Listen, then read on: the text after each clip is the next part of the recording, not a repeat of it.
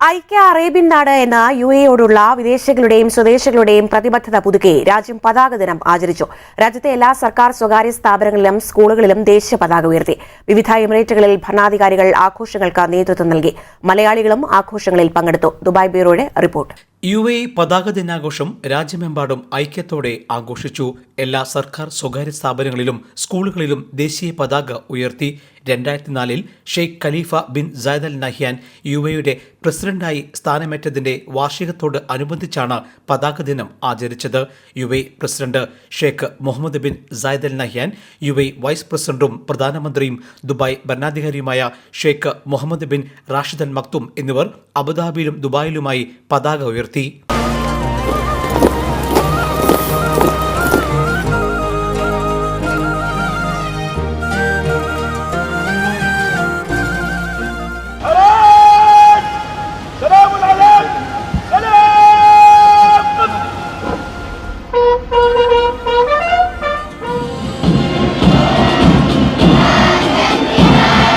Dubai roads and transport authority എന്ന RTA ആസ്ഥാനത്തും ദേശീയ പതാക ഉയർത്തി.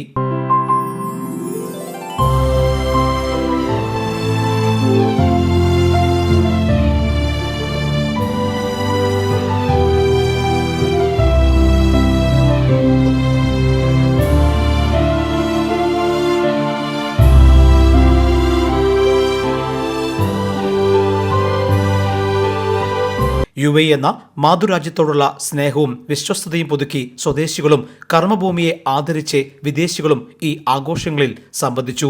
അബുദാബിയിലെ ലുലു ആസ്ഥാനത്തും ദേശീയ പതാക ഉയർത്തി. Lulu group chairman MA Yusuf Ali, executive director MA Ashraf Ali ഉൾപ്പെടെയുള്ളവർ സംബന്ധിച്ചു. ഷാർജ ഇന്ത്യൻ അസോസിയേഷനിലും ഇതോടൊപ്പം ദേശീയ പതാക ഉയർത്തി. വ്യാപാര സ്ഥാപനങ്ങളും വീടുകളും സ്കൂളുകളും പതാകകൾ കൊണ്ട് അലങ്കരിച്ചിരുന്നു. ഡിസംബർ 2 യുഎഇ ദേശീയ ദിനത്തിന് മുന്നോടിയായുള്ള ഒരു മാസത്തെ ആഘോഷങ്ങൾക്കും ഇതോടൊപ്പം തുടക്കമായി. Elvis Chummar, Jaihind news, Dubai. One anchor every week, 20 years, 1,000 episodes on one TV channel. Middle East this week, an Elvis Chumar TV show. Exclusively on Jayhind TV. Stay tuned for the 1000 countdown.